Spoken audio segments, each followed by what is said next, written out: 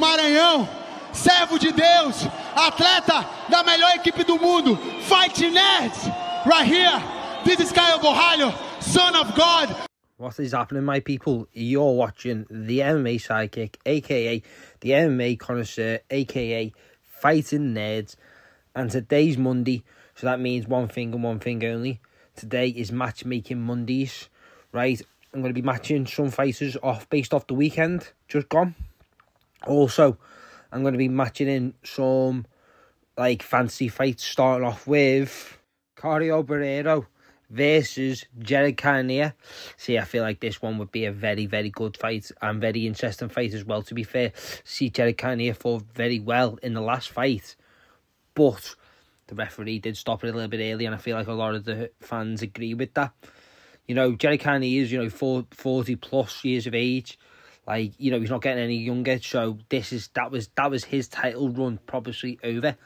He's now looking at him like he's the gate guardian of the division. And I feel like with Borralho, the way he's performing recently, I feel like he needs one of these challenges to see where he is on the levels. And I think it would be a good fight.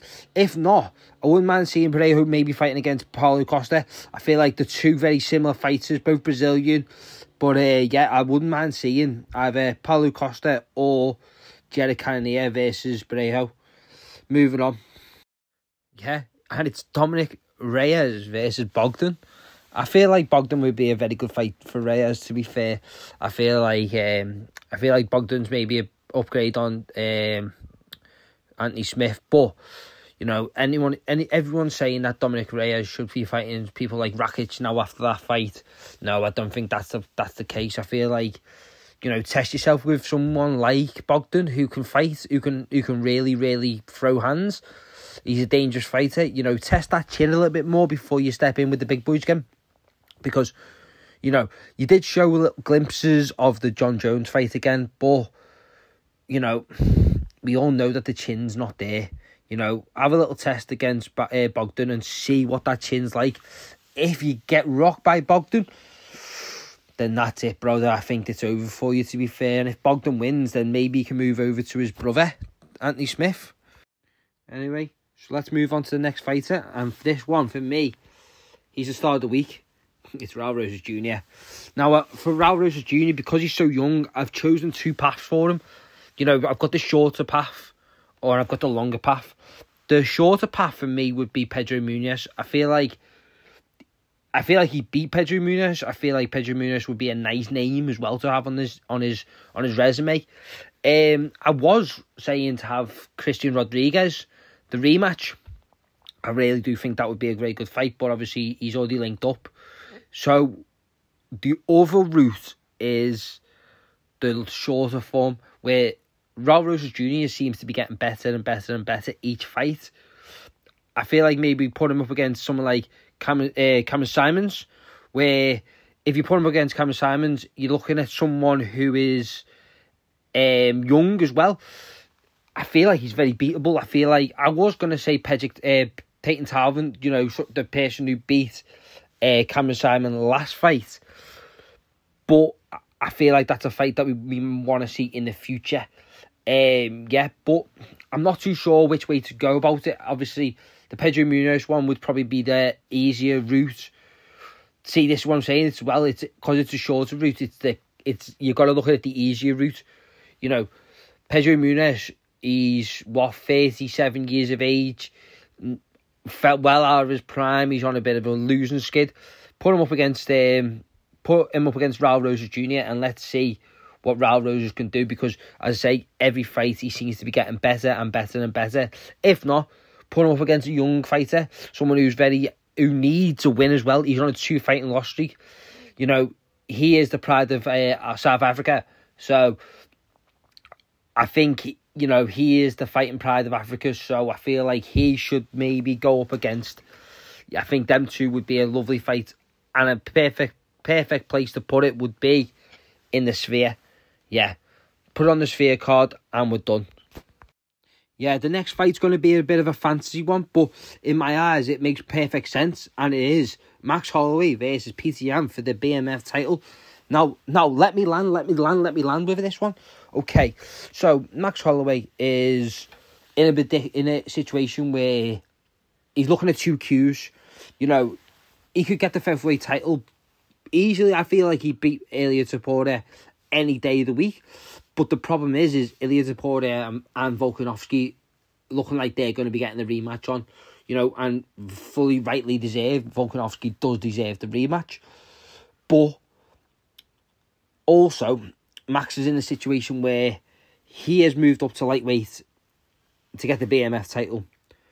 He's nowhere near going to be getting that title shot with Islam. You know, there's a Q there coming up, you know what I mean? You know, he's got to get in the way of Armand. That's not going to happen. And me personally, I feel like it would be better for Max if he was to drop back down to featherweight, because then the Q is only 1. You know, he's got to wait for the Volk to fight back. He's got to wait for Volk to fight Ilia Topuria. But while he's waiting for that, he may as well defend that BMF title in my eyes. And I've been thinking over and over and over again, I've been thinking, who are the BMFs in the UFC? And who could fight Max Holloway for that BMF title? And I've been looking around and I've been thinking, you know, you've got, you know, Brian Ortega, yeah, he is a bad motherfucker, but, you know, Max has proved them before. He's just not on that level.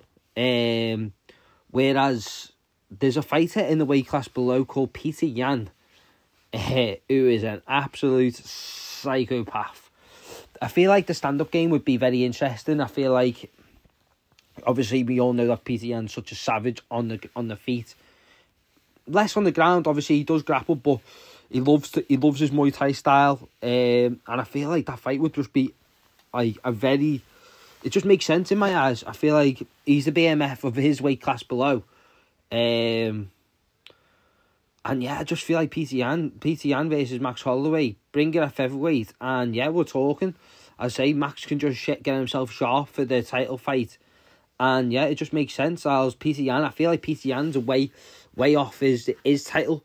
You know, he's not going to get a bantamweight title shot anytime soon. So that for me is why it makes sense. Like, both fighters are quite far away from their title fight. Both of them are bad motherfuckers. Bring it together. Let's get that title shot going. Let's go. Moving on to the final fight I'll be talking about, which is Amirov versus Brandon Allen, which I feel like this is, again, another fight that just makes sense. I feel like Brandon Allen's a fighter who belongs in the top 5. I feel like he's absolutely class. I'd love to see him versus Israel Adesanya. I'd like to see him versus Sean Strickland. This is what I want to see him. I want to see him fighting the top boys. And I feel like, obviously, Amirov got the winning over Kanye, but I feel like he was losing. He's not a fighter. I feel like when I look at him, I go, yeah, he's entertaining. And I feel like Brendan Allen's a fighter who's just going to take that absolute, like, he's going to take the hype away from him. And this is what we need to see, like, because I'm looking at these two fighters, I'm going, yeah, the one on the left is the real deal. When you watch him, you're looking at him and go, yeah, he's a real deal.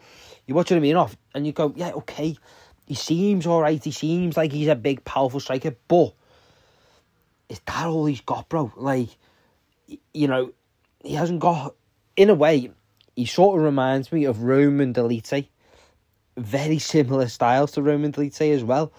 And I feel like Brandon Allen would prove to the world how much of a fraud he actually is. And yeah, just get that made. Get the fight made. ASAP. Let's just prove to the world that Amirov is actually not this amazing fighter. Brandon Allen is one of the top fighters in the world. I feel like he gave problems to everyone, even the one that everyone's scared of, Khamzat Chimaev. I feel like Khamzat Chimaev would struggle with Brandon Allen.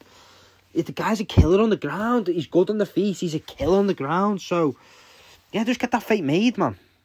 Anyway, people, I hope you've liked this video. Yeah. Give me your opinions, who you would match up as well in the comments below. And yeah, this is going to be happening every Monday now. Hopefully I'm going to try and keep as much consistency with it as possible. There's going to be multiple different YouTube videos going to be popping up as well. Loads of different ideas coming in as well. But yeah, this is the first of the formats of MMA Sidekicks, and I hope you like it, because there's going to be many more to come. Bang. Peace out, boys.